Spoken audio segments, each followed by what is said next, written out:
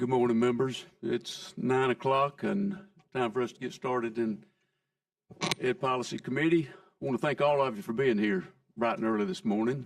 Hopefully all of you had a good night's sleep, ready for another productive day of work for the people. I think we'll wake you. No problem. Okay, we have a pretty full agenda here today, so with that being said, I'll have the clerk call the roll. Senator Butler. Here. Senator Figures. Senator Gudger. Sorry. Senator Hatcher. Senator Hovey. Senator Price. Senator Shelnut. Senator Smitherman. Here. Senator Stutz. Senator Chasteen. Here. We have a quorum. Okay, seeing as we have a quorum, we will get started. We'll ask the clerk to call the first bill, please. HB 439 by Representative Baker. Representative Baker, welcome to Ed Policy. Thank you so much, Mr. Chairman, members of the committee. What I have before you is a bill that would establish some minimum qualifications for our school technology coordinators, or as they will be renamed this bill as technology directors. This establishes just some minimum qualifications. There are none right now. They serve a very, very important role in our schools. And so this just establishes just a minimum baseline on qualifications with 3 different pathways to be able to. Okay. Mr. Chairman? Yes, sir. Move favorable. Okay, I think we have a sub. Oh, we do. Thank you. Yeah. We do have a sub. This would also, in this, there was a need to involved with this bill, then an opportunity then to try to attach or some language that would allow for the K-12 capital grant school program for these schools to be able to tap into monies right now that superintendents have a hard time trying to be able to spend those funds. And so anyway, there's some language in here that Mr. Chairman, tweaks that. We're ready to have a motion for the table by Senator Butler, second by Senator Shelnut. Clerk will call the roll, please. Just Well, we need to adopt the sub, Yes, right? I'm adopt sorry. the Yeah, we're sub. adopting the sub. Yeah. You take them to adopt the sub, so take mine back for the final pass. Okay. All right. So, okay. Any questions for final passage? We've adopted. Well, let's adopt the sub first. Any objections using previous roll? No. Okay. We've adopted the sub. Now we're on the bill. Motion by Senator Gudger, second by Senator Smitherman. Any objections to the previous roll? Seeing none, the bill is given a favorable report. Representative Baker, thank you. Thank you so much, Mr. Chairman, members of the committee. I love your style. Thank you.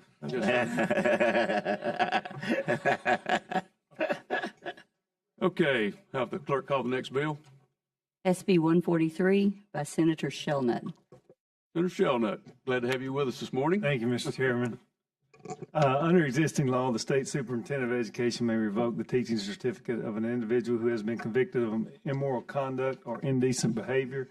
This bill would add the crime of school employee engaging in a sex act with a student to the list of enumerated crimes for which the state superintendent of education is required to revoke the teaching certificate of an individual upon conviction.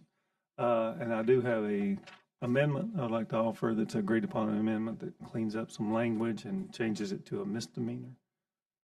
Okay. I move for adoption. of the Move amendment. to adopt the amendment, second by Senator Hatcher. Any objections to previous roll? Okay, the amendment is adopted. So move. Now we're on the bill. So move. So moved by Senator Smitherman for second by who? Hatcher. Okay. Any objection to the favor of previous roll? Okay, seeing none, the bill is given a favorable report. Thank you, Senator Shelnut. Thank you, Good Mr. senator Chairman. I from like your Jefferson style. County. Good Jefferson County senator. There you go. Working together there, like that. Okay. Clerk, we call the next bill, please. HB 210 by Representative Ingram.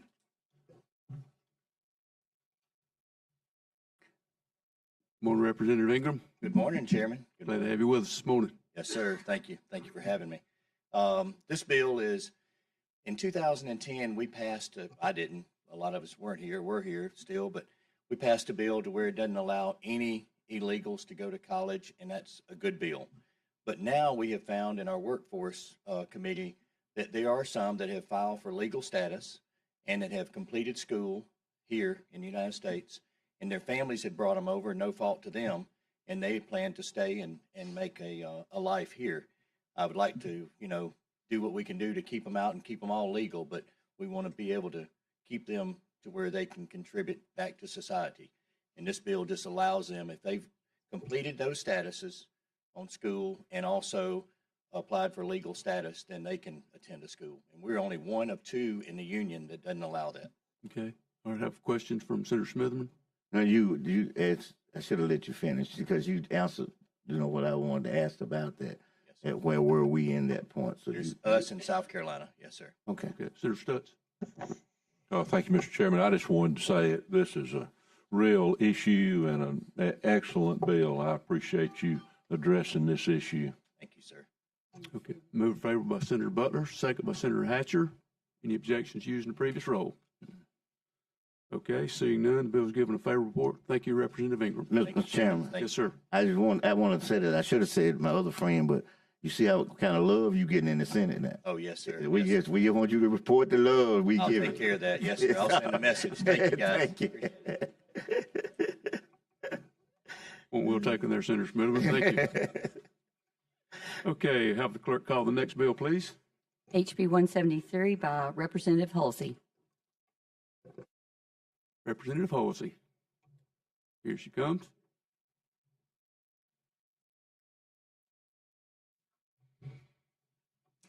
Good morning. Good How are morning. you guys doing? Thank you so much, Chairman. I appreciate it, members as well. So HB 173 essentially is addressing the topic of 3Qing and banning that. I do have a sub for you guys today, but for the purpose of just sticking to what came up here originally, we're really just looking to remove that and make sure that we are focusing on teaching kids the science of reading, really learning how to decode language and be able to be readers. So with that, I'll entertain any questions Let or, me make a comment here if I can, please. yes, sir. You know, I think you passed this bill out of the House early in session, and we had the bill, I think, here by the first week of March. There were some issues with several parties with this legislation, and I told all those that had issues that we're not going to move the bill until everybody has an opportunity to get their issues worked out with this bill. It's taken us this long, but I got the message on Monday that all parties were good with where we are in this place now. So I appreciate your being patient with us and all of those who played a part in getting this to where we are today. I think my colleague here, Senator Stutz, has a comment. I do. Thank you, Mr. Chairman. I'm going to vote to get the bill out of committee and support the bill, but I don't think this really ought to be a legislative issue. I don't think we ought to make the habit of legislating teaching techniques. And I'll be honest, until I saw the bill yesterday, I did not even know what a 3Qing system was. And now today I'm voting to prohibit it. And I think this is something the State Board of Education ought to be doing, that teaching policies like this should not be legislative issues.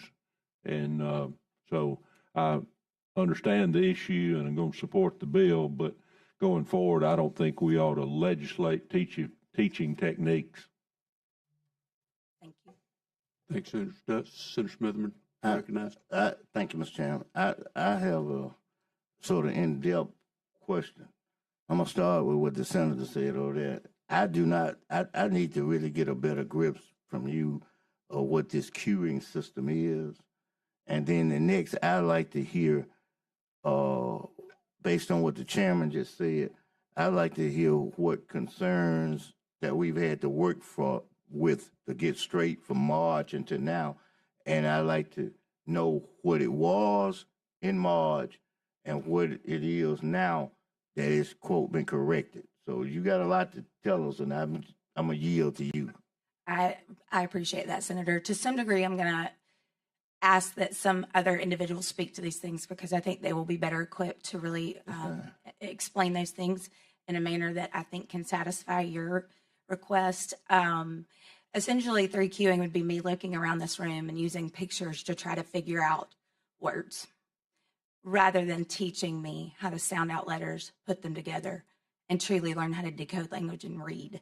So that 3Qing would be using context clues around you or pictures to try to guess what your word is or what's in the sentence. the method that when you said not the 3Qing but the other method, does that method involve phonics? Yeah, it does. Okay, I'm gonna cut, if I can, Mr. Chairman, I'm gonna cut off and let you answer the second one by saying this, is that I learned how to read by phonics. My mother was principal of Cleary Elementary School when she passed. She was the pilot program person in the whole Shelby County system back then who brought phonics initially was the pilot teacher, then the system adopted. I do not understand how by sight of words you expect the child to remember every sight thing they saw and then start reading. But phonetics, you look at a word, you break it down, and then you can go on and read and be able to pronounce and spell the words. We had a thing that said, remember your vowels, A, E, I, O, U, and sometime Y. That's it. I mean, there's a system. You knew your vowels, Yes, sir. and you know when you had two, one was silent. You know, so I mean, that it was just basically a general universal concept on how to read. I've been wondering a long while. I may call the wrong name. Why we been locked into Dr. Spar and this site stuff for all these years, and people now we in reading and we got the literacy and everything else. Cause we ain't teaching them how to read. We teach them how to look and tell them what they see. And so I applaud the phonetics part, and I understand what they're trying to do there, and I support that part of it 100%. So let me be quiet, and you can answer those changes that's in there, if I you would. appreciate that. So essentially, the changes were truthfully some things that some of the senators had members that had some concerns with. I think those things were kind of worked out and added some clarifying language. But I think it would probably be better if Senator Chastain spoke to you about that. If we can, here's what I'm gonna do what you want to do. Ashley McLean has worked with Superintendent's Association, has worked diligently with all of the parties to try to address these needs. She is just walking in right now. So Representative Halsey, if you will, let's let Ms. McLean answer some of the questions, if you would, please. And if you would, thank you for getting here in such a hurry. Right into the hot seat, isn't Yeah, it? yeah, nothing like that. But as I was telling the committee earlier, we had this bill in early March, and there were some concerns that we had with the bill, and you have been at the center of working with all of these different groups that had some issues. So if you would mind, just explain to our committee what the work that went on to get us here today. Thank you, ma'am. Yes, sir. So first of all, I didn't know what 3Qing was either. Had to do a little bit of learning myself. The bill went all the way through the House without any of my members having any issues. But once it got through the House and started getting a little more recognition, then they got concerned. The main concern they had was not with the prohibition of 3Qing, which is using visual word recognition. I'm sure she explained that. She did really well in the House when she explained it. Our issue was that we use visual strategies in learning, images, graphics, and things like that. The way the original bill was written, our members felt like it would have prohibited them from being able to use that. So we worked with them to figure out how do we still prohibit 3Qing, but still be able to use those other strategies and have that in our toolbox for kids who may need that. That's where we did a lot of back and forth. There's a lot of language about taking out state funded. It was something that we put in there because we felt like originally the alignment with the Literacy Act. If you remember last year, we did the bill with the assessments with the Literacy Act and correcting the contracts. They felt like there was a potential that their local money that they had spent using for instructional materials, those instructional materials could be in jeopardy and no longer be within the law. So we've corrected all of that in this sub. They were great to work with. All the groups came together. It took us a little bit of time. It's been on committee and off committee and on committee. But we finally got to a good place and a consensus. I don't want to speak for the other groups, all of them, they can speak up for themselves, but we did come to a consensus. It's my understanding that the State Department came with a consensus. We've worked with A+ on it as well, so I think we're in a good place. And my members feel like they can continue doing what they're doing and using the materials they have without question. And the Scarborough's reading rope was a big deal. There's language in there about that. connects to the science of reading. It's really the basis of that. And then the visual strategies, which was another thing that was really important. Thank you for that explanation. Remember, any questions? I just move favor We report. got to get the sub. Oh, okay, I move adopt sub. Okay, so we're on the adoption of the sub. Second by Senator Shelnut. Any objection using the previous role? Any questions first from any other members? Senator Hatcher. I just want to point out for clarity that it's really good that this bill has come, because the one thing with three queuing was never intended to be this kind of panacea to literacy. It's just, in layman's terms, it's just another way for students to be able to read in addition to phonics. And the studies have found, the imaging that students are able to use is helpful to them, but it's not supposed to be a one-size-fits all strategy. But I think it acknowledges that there are other sources that people can use in the reading. I think Senator Smitherman just mentioned phonics, in addition to context and syntax helps. So it's a really good bill. I think we probably have more than 10 states who've banned 3Qing. And finally, I think Senator Stutz, you're 100% correct. I do think these are things that I think are best left to members of the Board of Education who should be tasked and are tasked with being able to understand these things, because most people have never heard of 3Qing.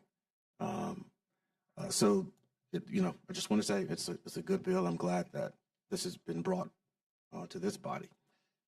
So I'll be voting for it.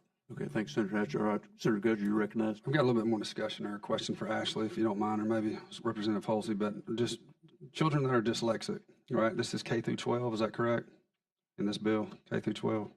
All right, so if you're dyslexic, you should be recognized before you're in third grade, or we're going to have issues from fourth grade on. And most of the time, they're not able to read, and a lot of times their parents don't know that they're able to read and even sound things out. For example, my son, we were going through reading when he was in second grade, and he got to the word, like, example, gray elephant with brown peanuts, and he got every word, brown peanuts, gray elephant, but when he got to the word and, or he got to the word the, it was like it was the biggest word he's never seen before. So I told him what it was, the word the word and. Went to the next sentence, he did the same exact thing, got some of the hardest words, but he couldn't know what the sight words were. And so I asked him, I said, why can't you get that word, son? And he said, what is that in your head? I can't visualize that. Okay, so what's the word and in your head? What's the word the in your head? A in your head. There's not anything in your head. It's kind of blank, right? It's just the sight words. The reason I wanted to bring that back up is just for the fact of there are visual stimulants that help these children, and visuals that help these children be able to understand what words are. K through 12 is one thing, but I'd like to talk a little bit further to make sure that we're doing something good here. And I like your bill. I'll be voting for it to get out. At the same time, I don't want to hurt those younger children that are trying to figure out how they're able to learn, because I had to go get my son extra help. And now he learns visually and the regular way of the phonics way of sounding things out. So I just want to make sure that we're not hurting those children, especially in a critical area from K through, really pre-K through third grade, before hopefully they're noticed, to get them their own help. Does that make sense? And we don't have to talk about it now, but I want to talk to both of you about that bill beforehand, because it's very important to me. Okay? I do think it's probably covered visual strategies part of it, but we will get clarification. Thanks. And that's all I'm asking. I just want to make sure anyway. Thanks so much. I'll make it favorable. Okay, we'll have a motion for a favorable. Second. Okay, and any objection to previous roll? All right, good. Seeing none, so ordered. The bill's given a favorable report. Thank you, Representative Halsey. Thank you so much. I appreciate it. Okay. All right. Clerk, we call the next bill, please. HB 331 by Representative Woods. Representative Woods, welcome. Thank you, Mr. Chairman, for making room on the agenda for this bill today. And to echo earlier comments, I'd be happy to carry the love of this committee back down to the lower chamber. You read my mind right there, 'cause I should have said something about that. HB 331 is a companion bill to Senate Bill 311 that Senator Kitchens passed in this committee just a couple of weeks ago. This bill is related to the state K through 12 A through F report card that is assigned to each public school and school district. I'd be happy to answer any questions that you may have. Any question for the sponsor? Senator Smithman? Could you just tell me what that exception is? I mean, I got an idea. I just want to be clear. Yes, sir. Well, this bill would exclude the academic achievement category for non-public transfer students for the first 3 years they're enrolled in a public I school. remember everything. You got me straight. Had somebody moved. Senator Smith, I move move. for favorable. Second. Second, Senator Gudger. Any objection to the previous roll? Seeing none, bill's given a favorable report. Thank you, Representative Woods. Thank you, Mr. Chairman. Thank you, committee. Carry the love back downstairs, please. On its way. That was official. That was from the chair. Okay, have the clerk call the next bill. HB 278 by Representative Dubose. Representative DeBose. Yes, thank you, Mr. Chairman and committee. I'm here to present HB 278, which allows homeschool students to attend career tech programs in public schools.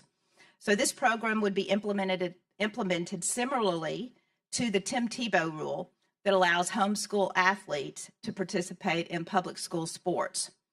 This bill calls for the State Board of Education to adopt rules to administer the program and for each local Board of Education to adopt a policy reflecting the requirements of this section. This bill also states that currently enrolled public school students would have the first priority in those classes. So the State Superintendent's Association, the School Board Associations, Department of Education, and the Lieutenant Governor's Office are all supporting and worked with me in this bill. This bill aligns with our state emphasis on workforce preparation and participation. So I'm prepared to answer any questions that you may have, and I hope I can gain your support on this important bill. Okay, Senator Shadowt move for a favorable. I'll second. Senator Smithman seconds. All right. Any objection to the previous roll? Seeing none, the bill's given a favorable report. Thank you, Representative DuBose. Thank you, Chairman. Thank you, committee. Okay, don't move. Then show the next bill up. Okay, clerk will call the next bill, please. Is it my bill too? You next. HB 195 by Representative DuBose. Okay, I didn't realize that was being presented today. That is by which? We have a public hearing on this bill, so if Okay. this is the public The K-12 sex ed bill that sex- just yeah. moved out yesterday. Yes. Wow, Yeah. thank y'all. Well, Wonderful. we're running out of days. Yes. Okay. So this sex ed bill is very important because it still, of course, promotes abstinence in our public school. That's always been our case. It still allows conversations regarding contraception, accurate medical information regarding contraceptions. It allows certain groups to come into the schools and present information as long as the groups are not promoting abortion, which is of course illegal in our state.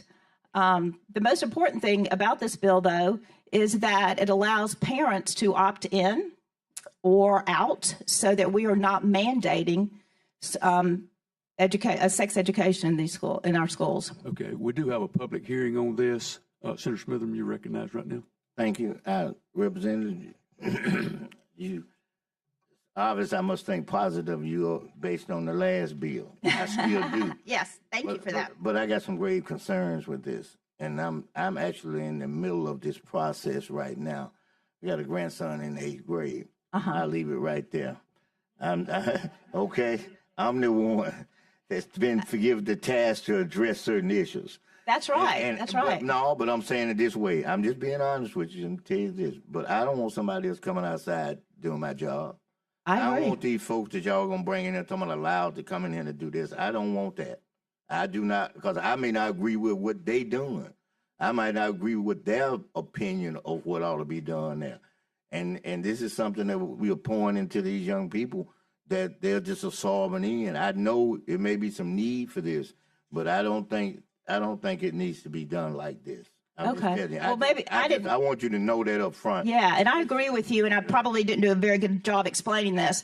But the most important thing this bill does is it keeps sex ed programs optional. A lot of school districts do not have sex ed programs. We want to keep it that way.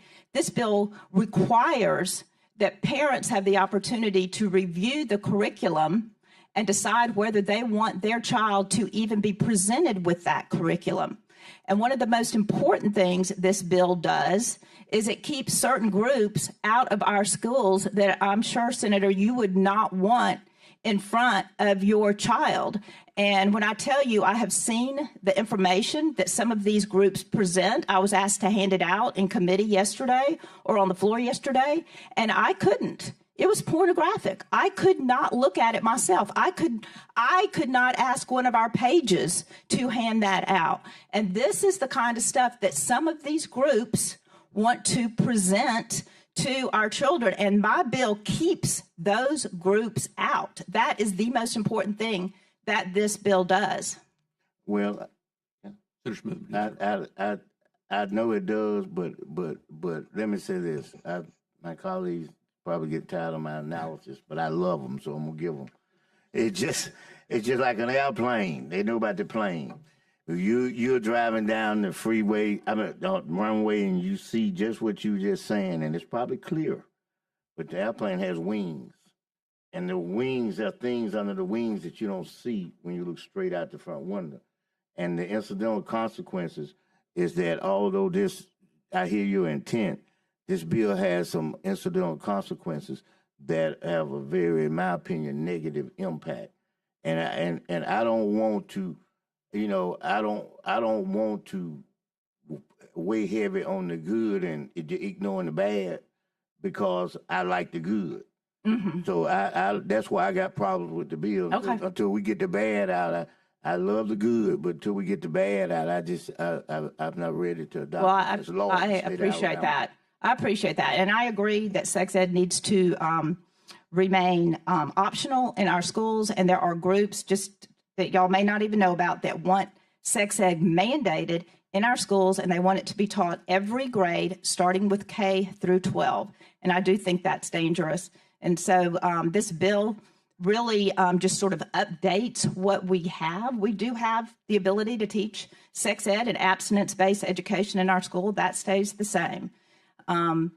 But it also adds that it keeps out some of these other groups that are what's trying to push into our schools. Okay, if we can, let's go ahead and begin our public hearing, and then we'll get back to some comments after we finish. So you have 2 minutes. We have, okay, what would you call the first opponent? Christina Clark O'Karmas. Good morning. Good morning. Got that just right. My name is Christina Clark O'Karmas. Thank you all so much for having this public hearing at the last minute. I'm the executive director of the Alabama Campaign for Adolescent Sexual Health. We're also called ACASH. We are a small nonprofit organization dedicated to ensuring young people receive the knowledge and skills necessary to be safe and healthy in their relationships. ACASH employs 3 professionals with over 20 years of combined sexual health education experience. We are mothers and master's level graduates, and we are Alabamians. HB 195 is unnecessary. Representative DeVos has pointed out that sex education is already optional. Sex education is already abstinence-based. It was updated in 2021 with bipartisan support to improve the medical accuracy of that law. Parents already in our current law have the option to opt their child out of sex ed if they so see fit. And so again, I would like to emphasize that this law was updated in 2021. This current law states that if sex education is taught, it must emphasize abstinence while also providing medically accurate information about contraception. But HB 195 would undo that medical accuracy that we just updated in 2021. HB 195 says that what they call sexual risk avoidance would be the only acceptable sex education offered in public schools. And while Senator DuBose has said in other hearings that this is not an abstinence only until marriage bill, the language of the bill certainly suggests otherwise. HB 195 would not allow educators to speak about contraception except in terms of failure rates, which any of us who work in sex ed know that that is not a good way to teach about contraception and the benefits of contraception if a young person is sexually active. And that would also require educators to tell students that abstinence only until marriage is the only acceptable choice for them. But what we know from the data is that over 40% of Alabama high schoolers have Okay, already. sorry to cut you off, but thank you. Of course, thank you.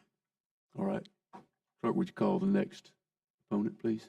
Mr. Chairman. Yes, sir. Do you intend to vote on this bill today? Yes, sir, we're going to vote on it. Vanessa Tate Finney.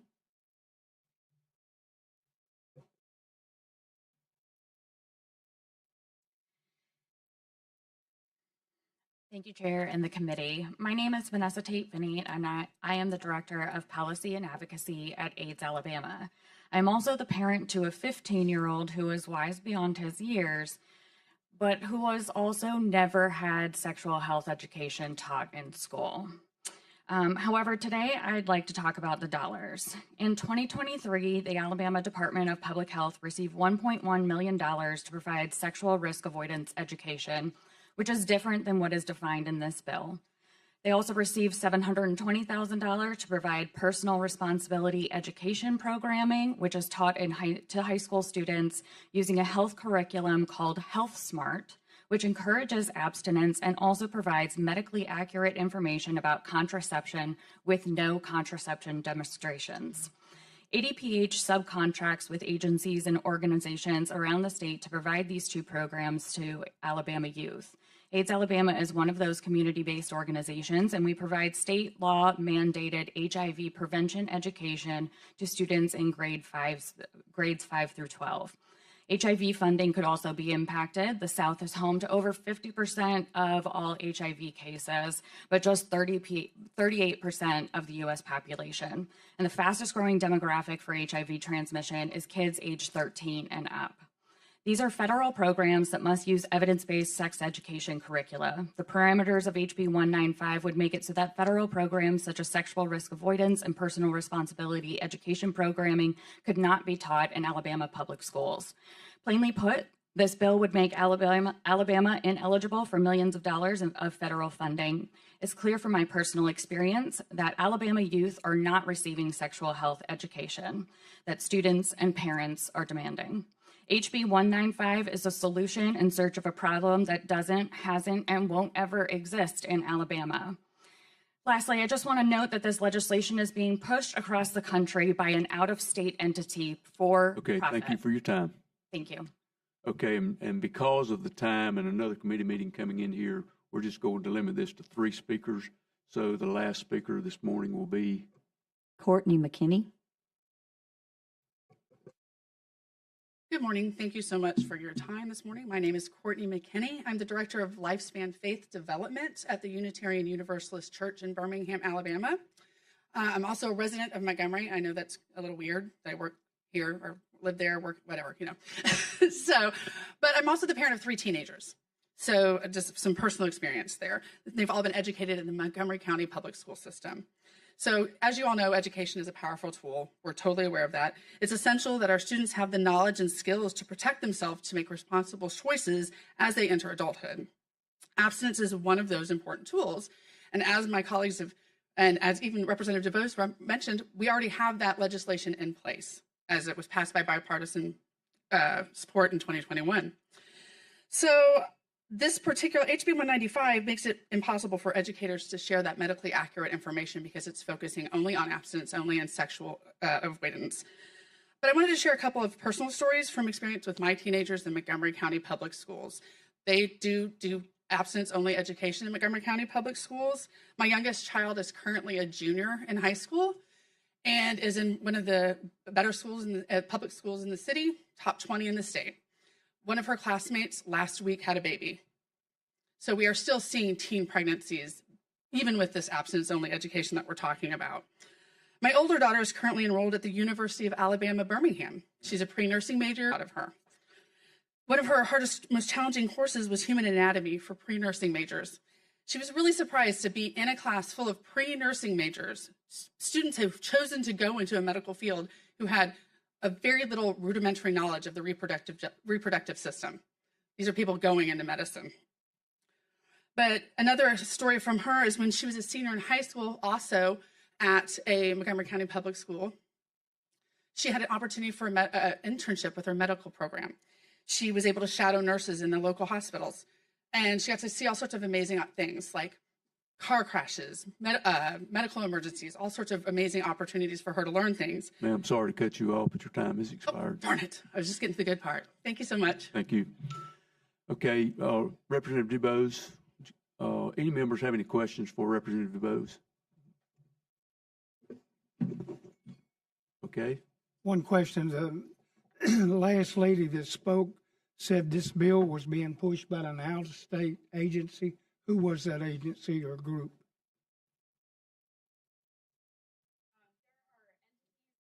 Speaking to the microphone, please. So there are entities that that create the sexual risk avoidance curriculum that are pushing this in legislatures all across the country. And the Ohio Republican supermajority very recently rejected a very similar bill, and I urge you to do the same. Thank you. Okay. Your move for favorable? Any questions first for any of the members?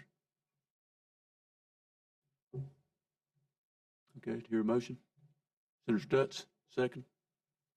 Senator Gudger, any objection to previous roll? Okay, call a long roll, please. Senator Butler. Aye. Senator Chastain. Aye. Senator Figures. Senator Gudger. Senator Hatcher. Senator Hovey. Senator Price. Senator Shellnut. Senator Smitherman. Senator Stutz. Okay, 7-2, the bill's given favorable report. Thank you, Representative Bose. Thank you, Chairman. Thank you, committee. Okay, clerk will call the last bill, and there's a public hearing on this bill as well, so HB 130 by Representative Butler. Good morning, welcome, Mr. Representative Chair Butler. and Committee. Thank you for having me this morning. This bill will extend the existing prohibitions on the instruction of sexual identity and sexual orientation that is currently K-5 to the 8th grade. And it also would ban the school employees from displaying anything that represents sexual identity or sexual orientation, flags or insignia. okay. Questions from, I tell you what, let's do the public hearing, and then we will come back and Representative Butler, and we'll let our members ask questions, okay? Yes, sir. Okay, clerk, would you call the first opponent?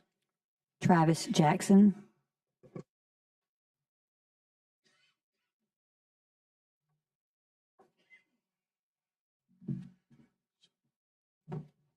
Chair and committee members, thank y'all so much. My name is Travis Jackson, a concerned Iraq veteran resident in Senate District 30. I am a huge opponent against HB 130, or as I call it, an equity aggression bill. Don't Ask, Don't Tell was a military law barring LGBTQ veterans from openly serving in the armed forces. If there was actual evidence of sexual relations among same-sex members, then there will be dismissal for homosexual admissions or conduct. HB 130 is the civilian version of Don't Ask, Don't Tell. Sexual and gender biases are flagrant violations to Title VII of the Civil Rights Act of 1964. As federal law, Title VII safeguards nationwide employee protection from discrimination based on sexual and gender identities. As a suicide attempt survivor, I can see how this bill will increase anxiety and depressive disorders and suicide attempts amongst minority children, youth, and teachers. I have learned the only destructive indoctrination within our society are white supremacist ideologies. This would include white heterosexual or straight people pretending to be sexual health and gender identity experts. This sort of ideology stems from a coalition called the National Straight Pride Coalition. Usually, politicians who are in support of these ill-informed bills are insecure with their own personalities. HB 130 is political gaslighting. It says you're imagining these harmful ideals of politicians owning you through unconstitutional systems. In the words of American novelist Mark Twain, history doesn't repeat itself, but it often rhymes. I am in opposition of HB 130. Thank you, Mr. Jackson. Thank you. Next opponent. Chris Hathcock.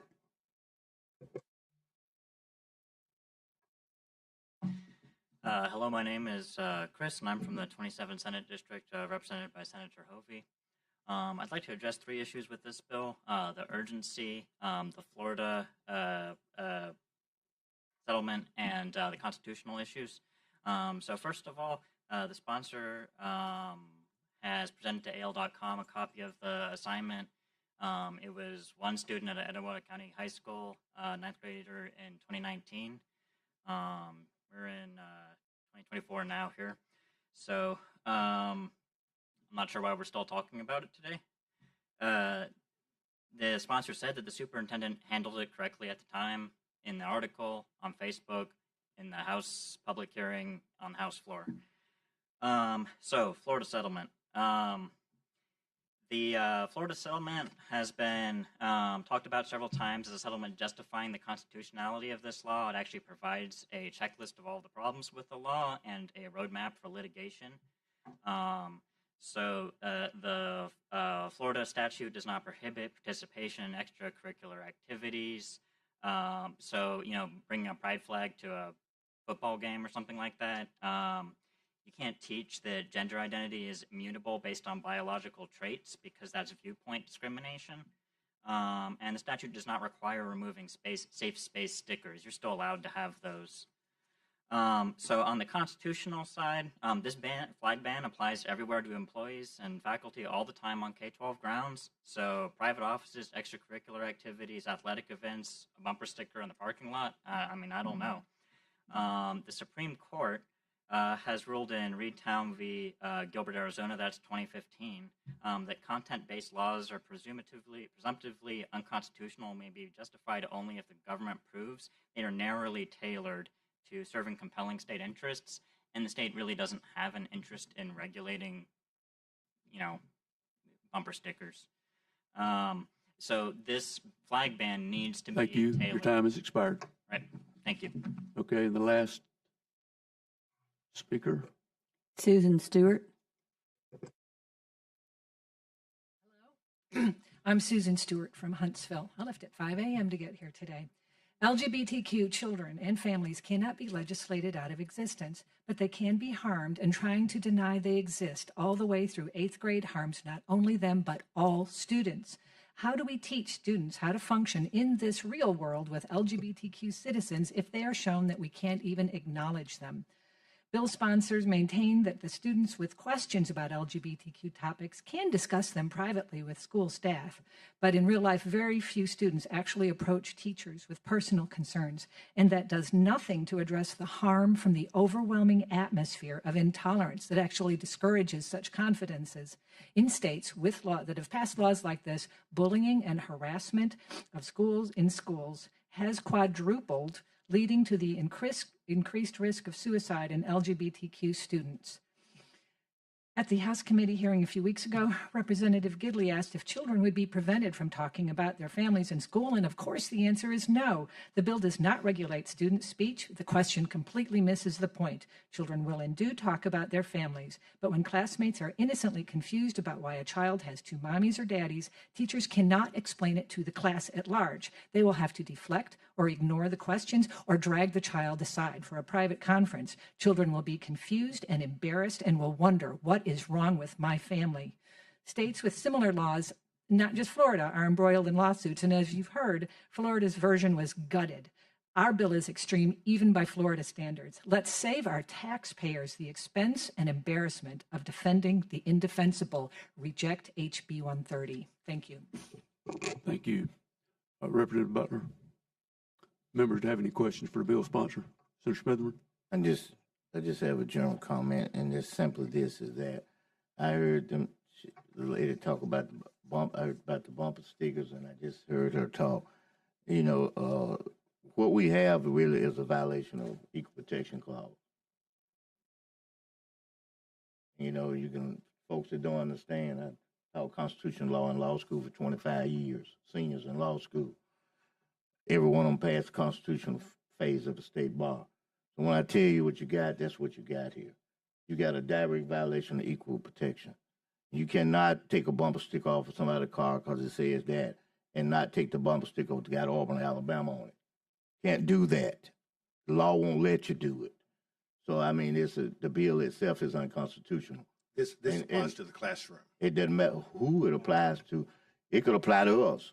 But if it don't apply to everybody up here about everything in that subject matter, it's unconstitutional. Same thing when she was saying about explaining. But, you know, I understand what they're saying, but it violates the law, is what I'm getting at. That's just like saying why you got an interracial couple. They're going to be just as confused if the family ain't interracial. You know, so whatever, life has these, quote, confusions. And you can't legislate through those because you are going to have a violation of equal protection. It's just that simple. It's not complicated. So, you know, for that reason, I cannot support the bill. It has nothing to do with people's feelings, their morality, or anything else. That's individualized. You know, I'll say this. I took a class in college called comparative religion. And we were sitting up there trying to compare religions and same kind of thing we doing here. And I got an A out the class because this is what I said on the test. It's over 200-something religious that they put out there to compare. I said, my simple answer, and this applies here, I said, you can't compare religions because religion is an individual thing with each person. Their relationship with their maker is totally one-on-one. And that's the same thing here. You can't run around trying to legislate that people won't see stuff they see, that other people can't do something because somebody don't like what they do. And that's what this is. And you're looking at someone who lived through a life like that, lived through discrimination. And I'm talking about real discrimination when I say that. You know, so I see it's unconstitutional, and I cannot support it, and I can't support this being placed on my parents and the people that I represent. I represent a lot of people that fall into this category. I represent the number 2 and number 3 largest school system in the state, which is Birmingham and Jefferson County. I represent some of the most conservative ones in here. I represent Mountain Brook, Homewood, and Hoover. But still, I cannot, in good conscience, being a constitutional law professor, knowing that this is unconstitutional, that's the case. In closing, Mr. Chairman, I'm going to say this. I've said what I'm saying about certain bills 5 times, counting this one, since I've been in the legislature. All 4 of them went to court and was declared unconstitutional. If this goes to court, it's going to be declared unconstitutional. Thank you very much, Mr. Chairman. I would like to reply, Mr. Chairman. It's currently, if a teacher wanted to place a Trump sticker or the First Baptist Church sticker on the wall, that is prohibited already. It's actually a misdemeanor if a teacher were to put something up with their political preference. So this is not something new that's come up. You're trying to just keep the teacher from doing it because that's indoctrination. And there is a move across this nation to sexualize our children. We just simply want them to let the children be children. Mr. Chairman, I'll just say this, that you have a valid point when it came to the sticker. That's political. This ain't politics. But it ain't politics. It's not an exception. It's not a law. You can't cite a law that we have made that has said that when anybody who rides around with stickers, that you can take their stickers off at will. It does not exist. And I know. Let me ask one question, and I'm gonna be through. Are you a lawyer? I don't know. I am not. I'm an electrical contractor. Well, I just had to say that. I did spend 10 years on the school board in our county. I understand. But this does not apply to let me say this. Only to the classroom. What did you say your profession was? Electrical contractor. Okay, you are an expert on that. When I get ready to do that, I'll look up and get your advice. But I've been practicing law 40 years, and I taught for 25. I'm an expert in law. You know, and when I tell you this, it's not some opinion and off the cuff or trying to come back at you. I'm just telling you what the law is and what's going to happen. And because of that, I cannot support it. And as a former school board member, I know the law on this. A teacher can actually have a political sticker on their bumper. They cannot have it in the classroom. This only applies to the classroom, not the cars in the parking lot. You're right about political stickers, but this ain't no political sticker. We talking about people in their lives and them going to school and their families and their relationship. You can't legislate that. Thank you. Yes, sir. Senator Hatcher. You know, I heard this language about people trying to sexualize our children. You did say that, right? I did say that. If you check out the Chromebooks and see some of the software on there, you would be amazed. You know,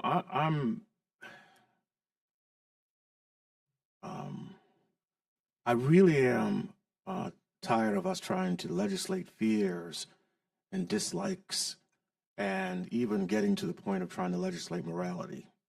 You know, it really is my belief that, you know, as mere human beings, we're meant to think. And when we fail to do so, not only do we expose ourselves of ignorance and inanity, but we also deprive ourselves of the most, I think, rewarding experience available to the human spectrum of human possibilities. I don't, as Senator Smitherman is saying, I'm sitting here thinking about this type of legislation with maybe 60 years ago and how that would apply to me in terms of racial dynamics and marginalizing people. You know, this notion of sexualizing our children. Now the state is going to engage in parenting all the children of the state. I don't see. You probably have good intentions. I believe that, with all due respect, Representative. But I do know the road to hell is paved with good intentions, and I do believe that we should not find ourselves, and that's all of us, in this strange space of trying our level best to enact our fears, codify them into law. That takes it to a different level in terms of what we've been elected to do. On the previous bill, Senator. I'm not done. Excuse me. So I really do feel that, you know, while I do recognize education as a good way to help on many subjects, our people hopefully to have better quality of life experiences. When we say public education, now private schools may have an opportunity, obviously, to do as they choose, but when it's applied to a public education, that's where the line, I think, has to be drawn around how we marginalize people and say, as you've just pointed out, and you did say that you believe that many of these cases are cases that are connected to people trying to sexualize our children, right? No doubt. Thanks, Senator Hatcher. Senator Stutz, you recognized. Yeah, I just wanted to ask a question. You said classroom. As I'm reading the bill, it says or on the property. Well, it's on the property, but it wouldn't apply to the parking lot. And I would point out to you that the State Board of Education is tasked with the implementation and the enforcement of this bill. So I'm just confused. The property's not the parking lot. Well, we're talking about the actual building. Where the examples of this has happened is in certain parts of the state. Classroom teachers have posted insignia representing sexual orientation or gender all over the classrooms. And that's where that amendment came from. It was accepted. And I would like to point out that I think I understood Senator Smitherman say a while ago that he didn't want sex ed taught to his grandchild. He wanted to do it. This is no different. When you hire a math teacher, and I have hired many of math teacher, that you want them to teach math. And that's it. Not doing something they were not trained with. All right. Last comment, then Senator Smitherman, I'll give you the last word here. I was just going to say that's the analysis you gave is different between apples and oranges. That's not applicable to what I was saying here with this bill. To me, I don't have any problem with you using it, but that's not what I said. you know, what I said was what I just said a few minutes ago. I won't be long, repeat myself, but that's the intent. Senator Gudger, you're recognized. Thank you, Mr. Chairman. I'll make it quick. Representative Butler, thanks for everything and the intent of your bill and everything that you're bringing to us. I do think that I wouldn't mind making a change to this and talking to you about that before, if this passes, before it hit the floor. That's okay. Absolutely. And so today I'm probably going to abstain, but at the same point, if I can talk to you about it and get that on, then we'll be a full. Absolutely. We work with the State Department of Education. The reason we cut it back to 8th grade. Yeah, and that's one of the questions. This bill is already active. You're just taking it from 5th grade to 8th grade. That's correct. Okay. Extending those prohibitions to the 8th grade. Okay. Any other questions or comments from committee members? Do you hear a motion? Senator Shelnut, second. Senator Gudger. Okay, clerk, we call the wrong roll, please.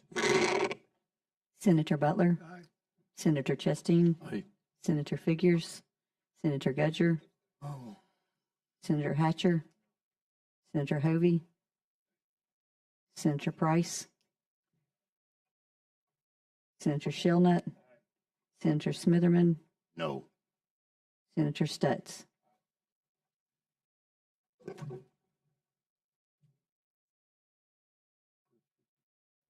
Okay. Okay, so five. Okay, so the bill's given a favorable report, 5, 2, and 2. Thank you, committee members. I appreciate you being here this morning. Thank you, Representative Butler. Thank you. We are adjourned. Mr. Banking Chairman, Banking and Insurance Chairman. Yeah, that's what I want to find out what happened. Mr. Chairman, Banking and Insurance, what happened? That the quickest end I heard it. Okay. Okay, so you going back? Oh, okay. Yeah, okay, thank you.